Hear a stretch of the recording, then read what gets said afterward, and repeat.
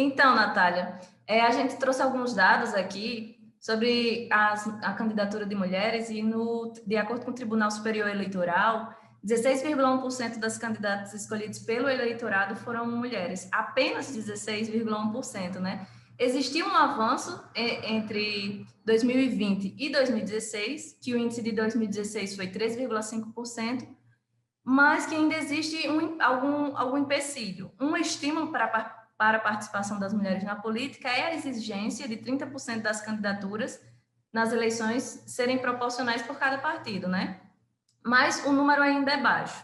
E você falou da questão de que não basta ser mulher, mas pensemos, se existem mais homens legislando para mulheres, ao invés de mulheres legislando para si mesmas, não poderia haver aí um conflito de interesse se os homens que estão fazendo as leis para as mulheres, não é? Então, não existiria aí também uma discrepância na hora que a gente faz um Estado, na hora que a gente faz políticas públicas? Sem dúvida, Jane, que a nossa ausência nesses espaços ela é muito marcante, né? Ela é marcante no produzir das políticas públicas. E isso porque esses espaços institucionais eles não foram criados para as mulheres. Quando eu falo isso, não é uma expressão para deixar o discurso bonito, não. É uma constatação histórica. Quando os legislativos foram criados, quando o judiciário foi criado, quem é que podia ocupar esses cargos? Eram homens brancos proprietários de terra.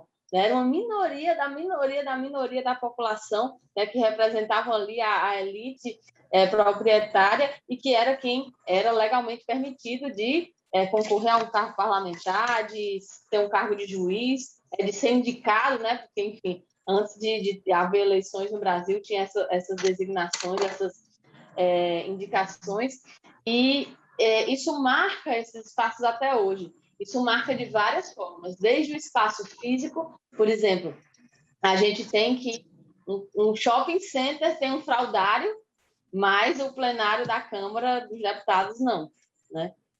Não tem um lugar, por exemplo, para caso uma mulher queira amamentar de forma mais reservada, né? Ela tem que ter o direito de amamentar onde quiser e que, se ela quiser ter um espaço específico, ela tenha. Não existe esse espaço. Até a estrutura física do local é marcada por isso. Foi ter banheiro feminino no Senado um dia desses, né? Então, isso mostra, né, isso que eu falei do fraudário, né? Uma marca fortíssima que hoje a maternidade, né, uma coisa que é designada como uma responsabilidade das mulheres maior do que de toda a sociedade sobre crianças, né? E aí muitas vezes a gente vê uma política como a Manuela Dávila ou como a Marília Reis, a gente sabe que elas têm filhas pequenas, né? A gente sabe que isso impacta o dia a dia delas, elas compartilham isso com a gente nas redes sociais, e a gente tem ali um monte de políticos homens que a gente nem sabe. Deve ter, muitos têm, mas a gente não sabe dizer, não os viu com seus filhos, não os viu com suas filhas, e nem é uma questão, né? Uma vez a Marília Reis compartilhou isso comigo, ela disse, todo mundo me pergunta da minha filha, e eu acho ótimo esse cuidado, esse carinho, mas eu nunca vi ninguém perguntando para os deputados como estão os deles, né? Porque já se pressupõe que os deles estão com alguém, estão sendo cuidados por alguma mulher, né? E da mulher parlamentar se espera um comportamento diferente, da mulher mãe parlamentar do que de um homem pai parlamentar, né? Mas, enfim, essas marcas, elas não estão só no espaço físico, né? Elas estão na nossa própria presença lá, né? 15%, e olha que 15% foi, tipo, o maior índice que nós atingimos até hoje, né? Foi uma conquista histórica, mas muito, muito, muito reduzida em relação ao que nós precisamos. E isso, para você ter ideia, eu sempre conto também essa história, até hoje, em alguns espaços da Câmara, quando eu vou entrar, eu sou barrada, mesmo estando com o meu bottom lá, meu brochezinho de identificação, porque é tão automático que essa minha cara não seja, né, considerada uma cara de parlamentar, que sequer estão verificando se eu sou ou não a partir do broche. Isso não acontece só comigo, já conversei com várias parlamentares mulheres que passaram pelo mesmo, com as companheiras parlamentares que são mulheres negras. Isso acontece de forma ainda mais frequente. Isso mostra muito que ainda há um não costume com nossa presença, né? Não virou algo simplesmente naturalizado. E aí, qual é o impacto disso na produção das políticas? Esse que você mencionou, né? Que você trouxe aí na pergunta. Hoje, quem decide sobre a vida das mulheres, sobre as políticas públicas em relação às mulheres, são os homens. E se isso causa um conflito ou não, com certeza causa. Imagine que são os homens que vão decidir, por exemplo, nessa próxima mudança de regras eleitorais que está para ser debatida, se vai continuar tendo cota para as mulheres nas chapas. É algo que tem impacto neles, tem impacto nas disputas dos homens e que eles que vão decidir. E tudo indica que a gente vai ter um retrocesso nessa pauta, exatamente por isso. Porque o que nós temos hoje? Toda chapa é obrigada a ter 30% de mulheres. Então, se for uma eleição em que aquele cargo ali caibam 15 candidaturas, se for ter 10 homens, tem que ter 5 mulheres. Se for ter 4 homens, aí tem que ter 2 mulheres, né? Sempre nessa 2-1. Então, a gente está vendo esse uso de laranjas, né, para completar as chapas, né? Partidos que conseguem a nominata de homens, mas não conseguem a de mulheres e acabam colocando mulheres só para constar. Isso é fraude, né? Isso é fraude da legislação eleitoral. Isso tem feito, inclusive, com que várias chapas de vereadores eleitos estejam sendo contestadas na justiça.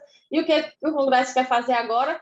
Quer tirar essa obrigatoriedade de vincular. Quer dizer assim, tudo bem, vai ter o terço reservado das vagas para as mulheres, que os homens não podem ocupar, mas se não tiver as mulheres para preencher, tudo bem. Ou seja, nesse exemplo que eu dei de 15 vagas, vai poder ter chapa só com 10 homens e nenhuma mulher.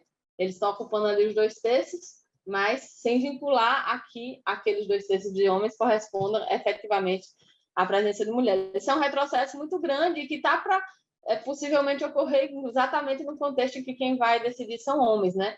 E aí, Jane, até naquele tema que eu estava dizendo que não basta ser mulher para representar, algumas das propostas de acabar com essas cotas, inclusive, tem iniciativa de parlamentares mulheres, né? Então, por isso que a gente diz que a gente quer que tenhamos mais mulheres na política, mas que elas sejam em defesa dos direitos das mulheres, das políticas que façam essas violações de direitos das mulheres recuarem, né? Então, essa é a situação que a gente tem hoje, né? Temas como, por exemplo, o tema do absorvente, né? A gente tem visto até algumas matérias sobre essa questão da pobreza menstrual, que é mulheres que simplesmente não têm dinheiro para comprar absorvente, mulheres que deixam de ir para a escola, tem que faltar aula, faltar trabalho, porque não tem dinheiro para comprar absorvente. E até eu fui relatora de um projeto na Comissão de Educação que trata disso, né? De ter nas escolas, em locais públicos de saúde, por exemplo, o fornecimento. E aí muita gente acha, mas vai dar absorvente agora para a mulher. Engraçado, ninguém questionou que tem papel higiênico em qualquer repartição pública. É porque homem também usa, né? É algo que é para homem e para mulher, mas o absorvente é um item de higiene que toda mulher, mulher cis, vai precisar, né? Então, é algo que nos leva a pensar sobre o que é considerado universal, né? Como se as necessidades dos homens fossem consideradas as necessidades de toda a sociedade.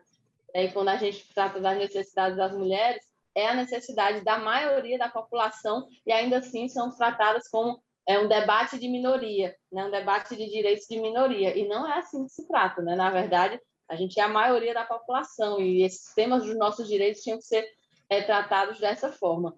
Então, é uma grande luta, né, para aumentar a presença das mulheres nesses espaços e que tem várias limitações, porque são vários os desafios para que as mulheres ultrapassem, né, essas barreiras para chegar nesses espaços políticos. Ok. Natália, inclusive tem um documentário que ele ganhou o Oscar, salvo engano, no ano passado, que se chama Period, que é sobre a produção de absorventes. Muito interessante essa questão.